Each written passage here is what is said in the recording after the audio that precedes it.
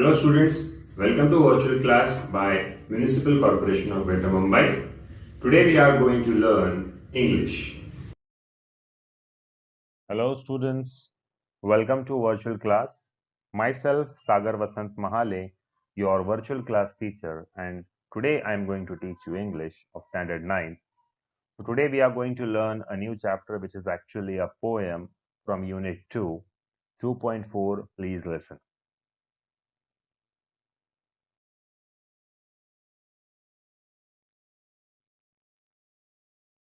So student, this poem is having a very deep meaning it itself.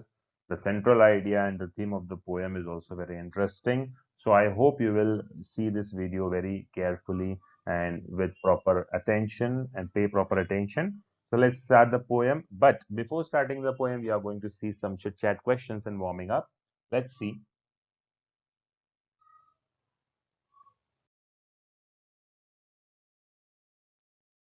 What makes you laugh? आपको हंसी किस वजह से आती है या फिर कौन सी चीज है जो आपको ज्यादा हंसाती है? जैसे कि some jokes and some humorous incidents make me laugh. कोई जोक सुनाता है या कोई हंसी वाला फनी इंसिडेंट हो जाता है, ह्यूमरस कोई बात कह देता है या कोई ह्यूमरस हादसा हो जाता है, तो हम क्या कहते हैं कि हमें हंसी आ जाती है। तो at that time the such incident make us laugh. Next question, what makes you angry? अब तुम्हें गुस्सा कौन सी बात का आता है, कौन सी चीज का तुम्हें सबसे ज्यादा गुस्सा आता है? Someone's wrong behavior and indiscipline make me angry. Wrong behaviour होता है ना, कोई आपके साथ गलत बर्ताव करता है या कोई जो नियमों का और शिस्त का पालन नहीं करता है, ऐसे इनडिसिप्लिन, तो वहां पे हमें गुस्सा आ जाता है, हम नाराज हो जाते हैं। या फिर हमें कोई चिढ़ा देता है या हमारे शरीर के ऊपर या हमारे दिखने के ऊपर कोई हमें चिढ़ाता है। फॉर एग्जाम्पल, कोई रंग में सांवला होता है तो उसे काला काला चिढ़ाते हैं, कोई मोटा होता है बदन तो उसे मोटू मोटू चिढ़ाते हैं।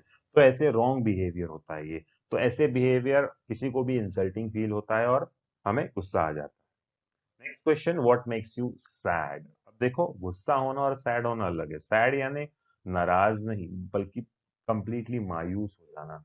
जब आपको ऐसे लगता है कि यार रोने का दिल करता है, एट दैट टाइम तो सैड कब हो जाते हैं? When I get defeats I feel sad. यहाँ पे मैंने शॉर्टकट में आंसर दिया है। डिफीट यानी जब आप किसी चीज में हार जाते हो तो आप नाराज हो जाते हो, मायूस हो जाते हो। और बहुत सी बातें जहाँ पे आप सैड हो सकते हैं, जैसे कि अगर आपको किसी गलती पे मम्मी पापा या टीचर्स वगैरह डांट दें तो आपको गलती का एहसास हो जाता है, आपको गिल्टी फील होने लगता है, आप सैड फील करने लगते हो। Next question, what makes you happy? आपको कौन सी चीज खुश करती है? ऐसी कौन सी घटनाएं या प्रसंग है जहाँ पे आप आनंद ही आनंद हो जाते हो? When giving helping hands to others, I feel happy. अभी बहुत से लोग ऐसे होते हैं कि जिनको दूसरों की मदद करने में खुशियां मिलती हैं। अब नॉर्मली ये कम लोगों में पाई जाती है, लेकिन होते हैं। लेकिन नॉर्मली बेसिकली अगर हमें खुश होने का रीजन पूछा जाए, तो अगर हमें कोई चीज चाहिए होती है और हमारे मम्मी या पापा हमें वो चीज दिला देते हैं तो हम खुश हो जाते हैं। हमें मार्क्स अच्छे मिलते हैं एग्जाम में तो हम खुश हो जाते हैं। हमारे मम्मी पापा अगर कहीं गाँव जा रहे हैं या कहीं पिकनिक प्लान कर रहे हैं तो हम खुश हो जाते हैं। स्कूल की पिकनिक होती है तो हम खुश हो जाते हैं। हमारे फ्रेंड का बर्थडे हो या आपका बर्थडे और आपके फ्रेंड्स आपको गिफ्ट दे, विश करे, आपका बर्थडे मनाए, तो आपको खुशी मिलती है। तो बहुत सी चीजें होती है जहाँ पे हमें खुशी मिलती है।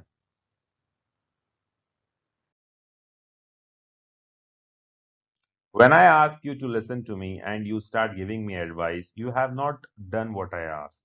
यहाँ पर पोएट कहते हैं पहले स्टैंजा में, जब मैं तुम्हें कहता हूँ कि मेरी बात सुनो और तुम मुझे सलाह देना शुरुआत कर देते हो, सलाह देने के लिए, एडवाइस देने के लिए शुरुआत कर देते हो, तो इसका मतलब तुमने वो काम नहीं किया है जो मैंने कहा है। मैंने क्या कहा था? मेरी बात सुनो। और तुमने क्या किया? मुझे सलाह देना शुरू की। When I ask you to listen to me and you begin to tell me why I shouldn't feel that way, you are trampling on my feelings. जब मैं तुम्हें कहता हूं कि मेरी बात सुनो और तुम मेरी बात सुने बगैर ही मुझे ये कहना शुरू कर देते हो कि तुम्हें ऐसा फील नहीं करना चाहिए, तो इसका मतलब तुम मेरे फीलिंग्स को कुचल रहे हो, तुम मेरे फीलिंग्स की कदर नहीं कर रहे हो। समझ रहे हो? पहले स्टैंजा में क्या कह रहे हैं, आपको समझ में आ रहा होगा कि पोएट एक शिकायत कर रहा है। शिकायत ये कर रहा है कि जब मैंने तुम्हें कहा कि मुझे अपने दिल की बात तुमसे कहनी है, मैं किसी चीज़ से परेशान हूँ, मैं किसी चीज़ से नाराज़ हूँ और मैं वो तुमसे शेयर करना चाहता हूँ और तुम बदले में क्या कहते हो? तुम बदले में मुझे अलग गलत-सलत एडवाइस दे रहे हो। जब मैं तुम्हें कहता हूँ कि मेरी बात सुनो, तुम मुझे एडवाइस देने लगते हो और बोलते हो कि तुम ये करो, तुम वो करो। तो इसका मतलब क्या हुआ? मैंने तुमसे जो कहा वो तुमने किया ही नहीं। मैंने क्या कहा था? मेरी बात सुनो और तुम क्या कर रहे हो? मुझे एडवाइस दे रहे हो। और जब मैंने फिर से पूछा कि मेरी एक बात सुनो, तब तुम मुझे मेरी बात सुने बगैर मुझे ये कहने लगे कि तुम्हें जो लग रहा है वो गलत लग रहा है। तुम ऐसे मत करो। तो इसका मतलब तो ये हुआ ना कि तुम मेरी फीलिंग्स की कदर ही नहीं करते। मुझे क्यों बुरा लग रहा है, तुम ये स इसका सॉल्यूशन बताने के बजाय तुम क्या कर रहे हो कि तुम्हें बुरा लगना ही नहीं चाहिए। भाई क्यों नहीं लगना चाहिए? मुझे बुरा लग रहा है। मेरा मन है, मेरा दिल है, मुझे बुरा लग रहा है, तुम मेरी बात सुनो, मुझे समझाओ या फिर मुझे मेरा हौसला बढ़ाओ, लेकिन तुम क्या कह रहे हो? तुम्हारा बुरा लगना ही गलत है। तो इसका मतलब you don't care about my feelings, you are trampling on my feelings. Next stanza.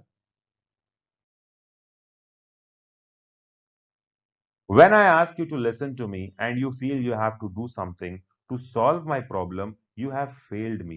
Strange as that may seem.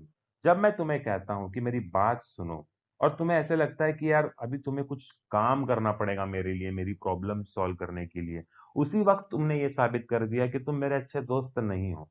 भले ये कितना भी दिखने में स्ट्रेंज लगे, भले तुम्हें मेरी बात कड़वी लगे, लेकिन दोस्त किसे कहा जाता है? जब हम एक दोस्त अपने दोस्त से या कोई शेयर करता है और सामने वाले को हमारी अगर प्रॉब्लम सुनना भी एक बड़ा काम लगता है, तो इसका मतलब हम अच्छे दोस्त है ही नहीं। देखिए कितना गहरा मतलब है इस लाइन का। When I ask you to listen to me and you feel you have to do something to solve my problem, इसका मतलब तुम्हें ऐसे लगता है कि यार तुम्हें मेरे लिए कोई काम करना पड़ रहा है मेरी प्रॉब्लम सॉल्व करना मतलब, तो इसका मतलब यू हैव फेल्ड मी। इसका मतलब we are not that friends, good friends. भले ही ये सुनने में दिखने में एकदम स्ट्रेंज और अजीब लगता हो, लेकिन बात तो यही हुई। Listen, all I ask is that you listen, don't talk और डू, जस्ट हियर मी। मैं क्या कह रहा हूं? तुम मेरी बात सुनो। मैं सिर्फ इतना ही कह रहा हूं कि सुनो। ना बात करो, ना मेरे लिए कोई काम करो, ना मुझ पे कोई उपकार करो। देखिए बच्चों, सुनना ये काफी सिंपल होता है, राइट? भगवान ने हमको दो कान दिए, हम चुपचाप बैठ के सुन सकते हैं। लेकिन सुनना आजकल किसी को पसंद नहीं है। जहां पर आर्ग्यूमेंट होते हैं, जहां पर डिबेट होते हैं, जहां पर झगड़े होते हैं, सब लोग बोलने को ही ज्यादा इंपॉर्टेंट देते हैं, सुनने को नहीं। सामने वाला अपनी बात पूरी भी नहीं कर रहा है, लेकिन हम में उतनी पेशेंस, उतनी क्षमता ही नहीं है कि हम सामने वाली की बात पूरी तरह से सुन सके। हम उतने में ही अपनी बात सुनाना शुरू कर देते हैं। And that's why the poet is saying, listen, all I ask is that you just listen. Don't talk or don't do anything. Just hear me. सिर्फ मेरी बात तो सुनो. Next stanza.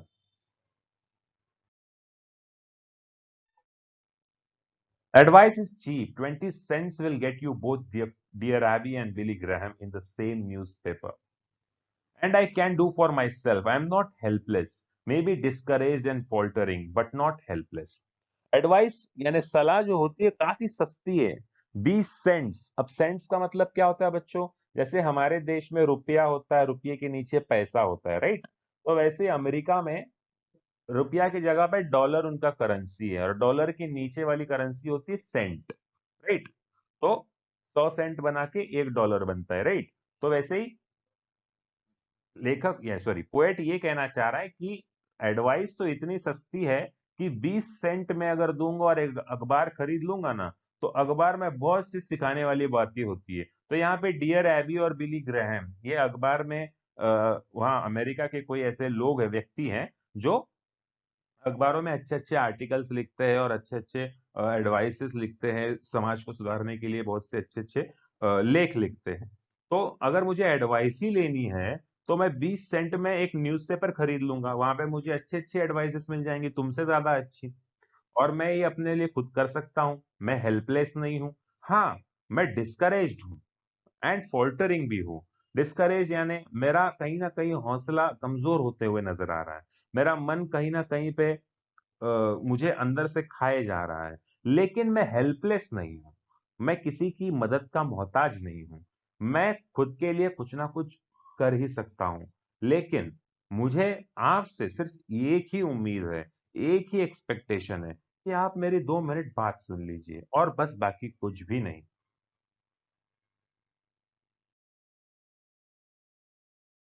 When you do something for me that I can and need to do for myself, you contribute to my fear and inadequacy. जब आप मेरे लिए कुछ करते हैं, when you do something for me that I can and need to do for myself, you contribute to my fear and inadequacy. जब मैंने आपको कोई मेरे लिए काम करने को बोला ही नहीं, अगर बोला भी है, तो आप वो काम करते हो जो मैं खुद के लिए कर सकता हूं। तो अगर जो मैं खुद के लिए काम कर सकता हूँ, वो भी काम अगर तुम मुझे करके देने लगे, जैसे कि एडवाइस देना या खुद को समझाना। अभी देखिए, आपको भले टीचर समझाए, माँ-बाप समझाए, आपके बड़े बुजुर्ग समझाए, बड़े भाई-बहन समझाए, चाचा-चाची, मामा-मामी, कोई भी समझाए आपसे बड़े, रिश्तेदार हो, दोस्त हो, अंकल-आंटी, कोई भी। तो आप समझते हो, लेकिन आखिर में डिसाइड कौन करता है कि आपको समझना है, नहीं समझना है? आपको ही डिसाइड करना है। तो इसका मतलब अल्टीमेटली आप ही होते हो, हम खुद ही होते हैं, जो अ, हमारा रास्ता खुद चुनते हैं, right? I mean to say that हमें अच्छी चीज़ें करनी है, तो वो डिसाइड करने वाले हम ही हैं, हमें बुरी चीज़ें करनी है, तो वो डिसाइड करने वाले भी हम ही हैं। फॉर एग्जाम्पल, अगर आपसे कोई गलती हो जाता है, तो आपको आपको ब्लेम की जाएगा ना, किसी और को थोड़ी ब्लेम किया जाएगा। अगर आपसे कोई अच्छा काम होता है, तो आपकी वाहवाही होगी, किसी और की थोड़ी वाहवाही होगी, राइट? तो ये सारे काम तो मैं खुद भी कर सकता हूँ। एडवाइस देना या समझदारी दिखाना, ये तो मेरा ही काम है। अगर ये भी तुम मुझे सिखाओगे, तो इसका मतलब तो तुम मुझे और भी छोटा बना रहे हो, मेरा हौसला और भी कमजोर कर रहे हो, मेरा डर और बढ़ा रहे हो, राइट?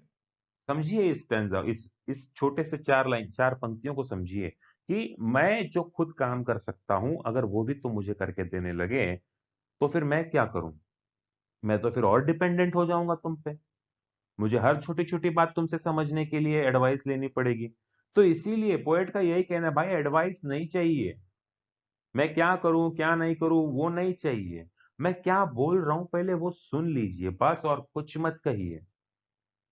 अगर मैं पूछूं कि मैंने सही किया या गलत, तो आप आपका ओपिनियन दीजिए।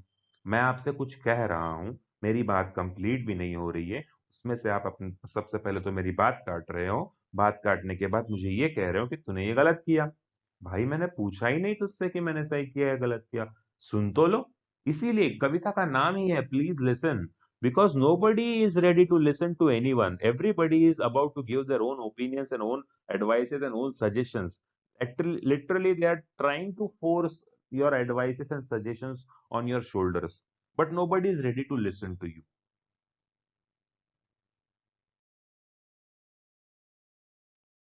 But when you accept as a simple fact that I feel what I feel, no matter how irrational, then I can stop trying to convince you and get about this business of understanding what's behind this irrational feeling. But when you accept as a simple fact that I feel what I feel, no matter how irrational, then I can stop trying to convince you. जब आप ये accept कर लोगे कि मुझे जो लगता है, एज अ सिंपल फैक्ट, कि जो मैं लगता है मैं वही फील करता हूँ, फिर वो इरेशनल हो रैशनल हो कोई मायने नहीं रखता, then I can stop trying to convince you and get about this business of understanding what's behind this irrational feeling. Right, understood? So it's like simply, मुझे जो लगता है वो लगता है, राइट? तो I just want to a company for a while with whom he visit wishes to share his irrational feelings. He Poet doesn't want them to teach him lessons of life. He is just discouraged, but he isn't helpless, right? And whatever he feels, they are his feelings, right? They may be irrational, they may be rational feelings, but they are his feelings. So we are not authorized to judge somebody's feelings, right? And only we can understand what we are feeling and what is behind those irrational feelings. Suppose if you feel that my feelings are irrational, तो मुझे पता है ना भाई, मेरी feeling है, मैं समझूंगा उसे कैसे करना है। देखो, इस पोएम से ऐसा गलत अर्थ नहीं निकालना कि मैं स्वार्थी होने के लिए आपको सिखा रहा हूँ, या एटीट्यूड बढ़ाने के लिए आपको सिखा रहा हूँ कि मुझे कुछ भी फील होगा तो मैं अपना अपना फीलिंग दिखाऊंगा, वैसी बात नहीं है। यहाँ पे बात ये हो रही है, जब आपकी फीलिंग को सामने वाला कदर नहीं कर रहा है और आपके ऊपर वो अपनी सजेशंस और सलाह जो लादे जा रहा है, अपने एक्सपेक्टेशंस आपके कंधों पर लादे जा रहा है, वहां पर आपको ऐसे बिहेव करना है कि what ever I feel, it's my feelings, whether it is irrational or rational doesn't matter, right? So this is what the poet is trying to say, that he only can understand what is the behind the irrational feelings. Let's see the next stanza.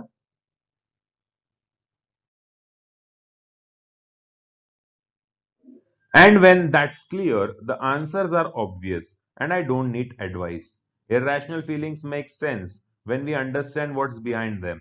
Perhaps that's why prayer works sometimes for some people, because God is mute and He doesn't give advice or pry. तो यहाँ पर poet जो है वो क्या कह रहे हैं, और जब ये बात क्लियर हो जाती है तो आंसर्स ऑब्वियस है कि मुझे एडवाइस नहीं चाहिए, therefore the poet is not seeking for any advice. irrational feelings might make sense when we understand what is behind them, and prayers are like what? Prayers are like, we pray God, but He never answers, right? Perhaps He believes that we are capable of facing the challenges that are laid ahead. जब भी हम भगवान से प्रार्थना करते हैं तो भगवान क्या हमसे बात करता है? भाई तू अभी मेरे से प्रार्थना कर रहा है लेकिन तूने ऐसी गलती की है तो मैं तेरी प्रार्थना कबूल नहीं करूंगा. भगवान कभी भी किसी भी व्यक्ति से, किसी भी इंसान से, जानवर से बात नहीं करता. भगवान आपकी सुन के लेता है, राइट? गॉड म्यूट है, God is mute and he doesn't give advice और ट्राई टू फिक्स थिंग. वो कभी भी खुद से आपके लिए अच्छी राह और अच्छे काम और अच्छे ये सब नहीं देगा. उन्होंने लिए है ताकि हम अपने अच्छे कर्म करते रहें. भगवान अगर सबकी लाइफ सेट करता रहा, सबकी प्रॉब्लम्स फिक्स करता रहा, तो लाइफ में कभी दुख नाम का चीज किसी को दिखेगा ही नहीं.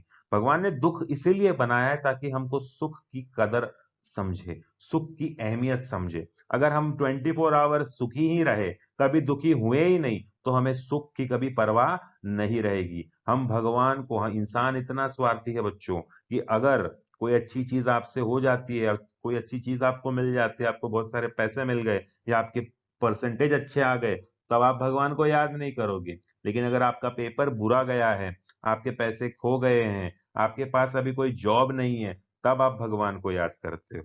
इसीलिए नेक्स्ट स्टैंजा में भी यही कहा गया है, God just lessons and let's you work it out for yourself. God सिर्फ आपकी बातें सुनता है, राइट? और वो जो भी आपके पास प्रॉब्लम है उसको आपको खुद को ही फेस करना है. भगवान ने हमको इस धरती पर भेजा है और हमारे हाथ में एक तराजू दिया है पाप और पुण्य का. मुझे तो, मेरा ओपिनियन है कि भाई तुम कितने अच्छे कर्म करते हो, कितने बुरे कर्म करते हो, जो जिस तराजू का जिसका पल्ला भारी है, वैसे वो इंसान जाना जाएगा या पहचाना जाएगा. So please listen and just hear me, and if you want to talk, wait a minute for your turn and I will listen to you. तो यहाँ पर कवि अपनी कविता की आखिरी 2 लाइन में कहता है कि इतनी सारी बातें मैं कह चुका हूं, तो मेरा सिर्फ ये कहना है कि बस मेरी बात सुनो, बस मेरी बात सुनो. अगर आप, हाँ, अगर तुमको भी बात करनी है ना, तो प्लीज मेरी बात खत्म होने का 2 मिनट इंतजार करो, और मैं प्रॉमिस करता हूं कि जब तुम कहोगे तब मैं चुप रहूंगा और मैं तुम्हारी बातें सुनूंगा. इसीलिए the speaker ends up the poem by making a fervent appeal of listening to him calmly. He is appealing to us that you first listen, then I'll wait, I'll complete, then you will get your turn, and then I will listen to you. And he promises about it. And such a great poem, but sadly and unfortunately, we don't know the name of the poet, whether it is a poet or poetess. But the poem is really, really, really touching and very beautiful. So, students, I hope you have understood this poem. Shortcut में अगर मैं आपको बताना जाऊंगा, तो ये जो speaker है, पोएम जो पोएट है, तो speaker is depressed. He wants to open his heart to someone who can understand his feelings. But as soon as he begins to talk, the listener starts advising him. He tells the speaker how he is wrong. And when he thinks that way, he wants to solve the problem for the speaker. Often, people take others for granted and assume that if someone has come to them, he must have come for their help. And here the shoe pinches. 2 inches मतलब यहां पर जूता चुभना शुरू हो जाता है। कहावत है, people always forget one thing for sure and that by helping others they make them weak. Let everyone face his own battle ना। सेल्फ डिपेंडेंसी भी तो कोई चीज है। सेल्फ डिपेंडेंसी कहा जाता है ना, self dependency is the best policy. खुद पे आत्मनिर्भर रहो। The speaker doesn't like cheap advices. देखो उसको चीप एडवाइजेस 20 सेंट में मिल जाती है, जैसे कि हमने वो लाइन में पढ़ा था। He just wants a company for a while with whom he wishes to share his irrational feelings. He doesn't want them to teach him lessons of life. He is just discouraged. But he isn't helpless, right? When someone does something for him which he himself can do, it feeds the fear. डर बढ़ जाता है, इनएडवोकेसी बढ़ जाती है, वो और कमजोर होने लगता है। It is a simple thing that he wants others to understand whatever he feels they are his feelings. जैसे कि हमने सेकेंड लास्ट स्टैंजा में पढ़ा कि जो मैं फील करता हूँ वो मैं फील करता हूँ, वो मेरी फीलिंग्स है। फिर वो रैशनल हो इरेशनल हो doesn't matter, they may be rational और irrational feelings, but they are his feelings, right? And only he can understand what is behind the irrational feelings. Therefore, he doesn't seek for advice. वो इसीलिए advice नहीं चाहता है. Irrational feelings make sense when we understand what is behind them. Prayers are like that only. We pray God, but He never answers. Perhaps He believes that we are capable of facing the challenges that are laid ahead. God all allows us to deal with the situation because God will never come to your rescue. He will just advise you. He will just show you some sign that what you have to do. And you have to do it on your own. You have to face your challenges on your own. And we humans should learn from this. And that's why at the end, the speaker ends up the poem by making a very fervent appeal that please listen to me. And when my talking is completed, I promise you that I'll listen to you. You take your turn afterwards. अगर वैसे नहीं है तो पहले तू बोल ले, मैं सुनता हूं, उसके बाद मैं बोलूंगा, तू सुन ले। बात काटना क्या होता है, it's a very mannerless behaviour होता है। वो किसी की बात नहीं काटनी चाहिए। अगर कोई बोल रहा है तो उसे पूरी तरह बोलने लेना चाहिए। उसके बाद हमको डिसाइड करना है कि हमें आगे क्या करना है। तो बच्चों, मैं उम्मीद करता हूँ कि आपको ये पोयम समझ आई होगी, और एक बार हम फिर से इस पोयम को दोहराएंगे।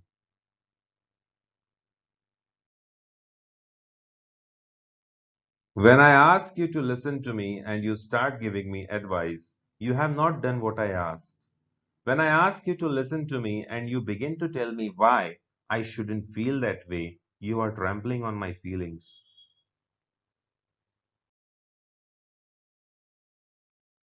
When I ask you to listen to me and you feel you have to do something to solve my problem, you have failed me, strange as that may seem. Listen. All I ask is that you listen. Don't talk or do, just hear me.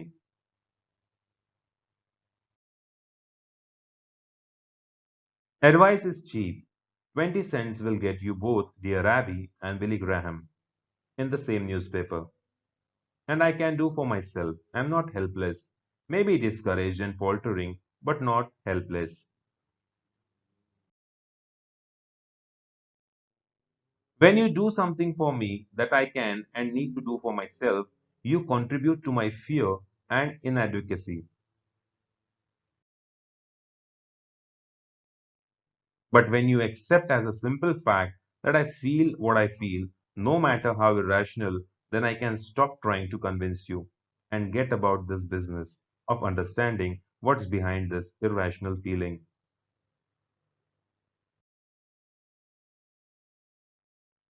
And when that's clear, the answers are obvious and I don't need advice. Irrational feelings make sense when we understand what's behind them. Perhaps that's why prayer works. Sometimes, for some people, because God is mute and He doesn't give advice or try to fix things.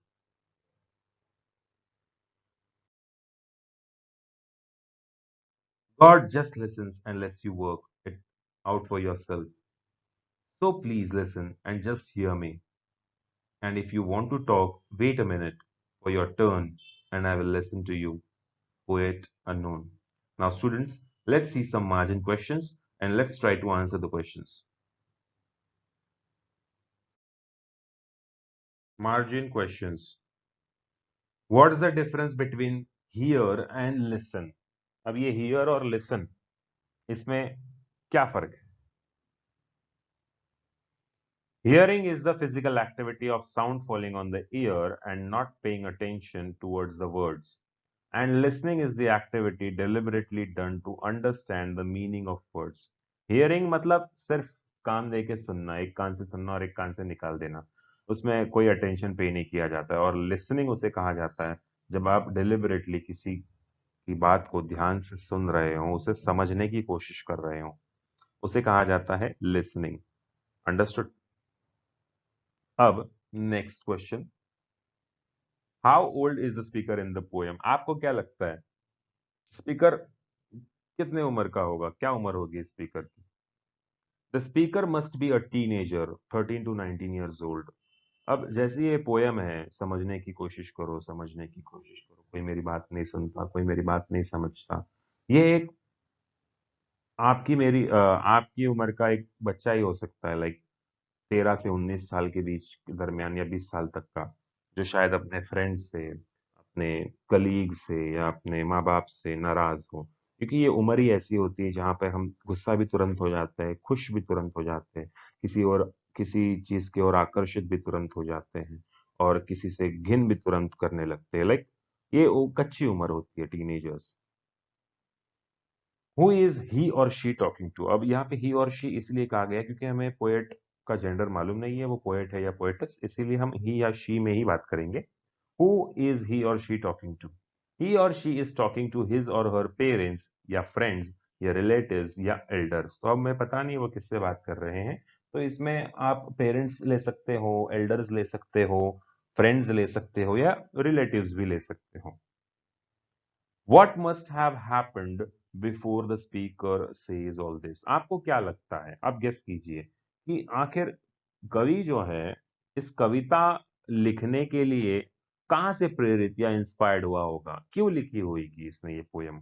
और ऐसे क्या हुआ होगा कि वो poem लिखने पे प्रवृत्त हो गया? Before the speaker says all this, parents, friends, elders must have advised him or her instead of listening his thoughts and feelings. तो स्पीकर जो भी है पोएट, ये शायद इसलिए हुआ होगा क्योंकि जब वो अपना हार्ट शेयर करना चाह रहा हो किसी से, भले वो पेरेंट्स हो, एल्डर्स हो या फ्रेंड्स हो या रिलेटिव्स हो, तो वहां पर उसकी बात शायद किसी ने सुनी नहीं होगी।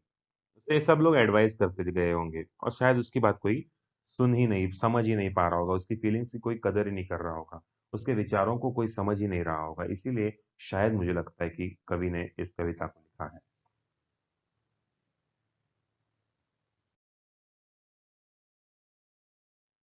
Is the speaker aware of his shortcomings? Shortcomings का मतलब क्या है? जो हमारे अंदर भीतर कुछ कमजोरियां होती है उसे शॉर्टकमिंग्स कहते हैं। Yes, the speaker is aware of his shortcomings. हमें लगता है कि हाँ, पोएट को उसके शॉर्टकमिंग्स के बारे में पता है। डज ही और शी वांट टू इम्प्रूव? क्या पोएट, जो पोएटेस या पोएट है, क्या वो सुधरना चाहते हैं अपने लाइफ में? यस, हमें लगता है कि the speaker wants to improve. Is he और शी कॉन्फिडेंट दैट ही और शी कैन इम्प्रूव? क्या आपको लगता है कि ये कॉन्फिडेंट है कि ये सुधर सकते हैं, बदलाव ला सकते हैं? यस, ही और she feels confident. How does he और she wants to work it out? He or she wants to work it out by thinking and using the power that God has given. He or she wants to find out what is behind irrational feelings. अब कैसे workout करना चाहते हैं, कैसे work it out, sort out कैसे करना चाहते हैं पोएट या पोएटेस? वो इस तरह से सॉर्ट आउट करना चाहते हैं कि जो थिंकिंग पावर दी गई है भगवान के द्वारा हमको, सबको, इंसानों को, उसके ज़रिए वो जो भी इर्रेशनल फीलिंग्स है, उसके पीछे कारण क्या है? वैसी फीलिंग्स क्यों आ रही है हमारे दिल में? उसके बारे में वो रिसर्च करना चाहते हैं, वो जानना चाहते हैं कि आखिर ऐसे क्या हुआ है उन फीलिंग्स को, जिस वजह से ये फीलिंग्स आ रही है, और वो इसका पता लगाना चाहते हैं। इस तरह से वो सॉर्ट आउट करना चाहते हैं। Is the poet willing to listen to others? क्या पोएम में से हमें ये पता चलता है कि ये पोएट सिर्फ अपनी सुनाना चाहता है या वो दूसरों की भी सुनना चाहता है? तो लास्ट के 2 लाइन्स में उन्होंने कहा था कि yes, poet is willing to listen to others only if he और she wait till his or her turn comes. जब तक तुम्हारा टर्न नहीं आता तब तक उसे बोलने दीजिए, उसके बाद वो आपकी जरूर सुनेगा। या फिर ऐसे भी हम कह सकते हैं कि अगर आप पहले बोलो उसके बाद मैं बोल लूंगा, मतलब कोई भी बोले लेकिन दोनों भी एक दूसरे की बातें सुन ले, उसके बाद अपने टर्न आने पर बात करें। तो बच्चों, ये था हमारी आज की पोयम प्लीज लिसन। और मैं उम्मीद करता हूं कि आपको ये पोयम समझ आई होगी, इसका एक्सप्लेनेशन अच्छे से समझ आया होगा। सो बच्चों, अगर मैं आपको फिर से याद दिलाना चाहता हूं कि अगर आपने अभी तक बीएमसी एडू हिंदी स्टैंडर्ड 9 इस चैनल को सब्सक्राइब ना किया हो, बेल आइकन पे क्लिक ना किया हो, तो प्लीज करें। सब्सक्राइब करने से और बेल आइकन पे क्लिक करने से आपको आने वाले वीडियोस की जानकारी मिलती रहेगी। और अगर आपको वीडियो पसंद आता है तो आप लाइक करें, और भी ज्यादा पसंद आता है तो शेयर करें। तब तक के लिए थैंक यू वेरी मच।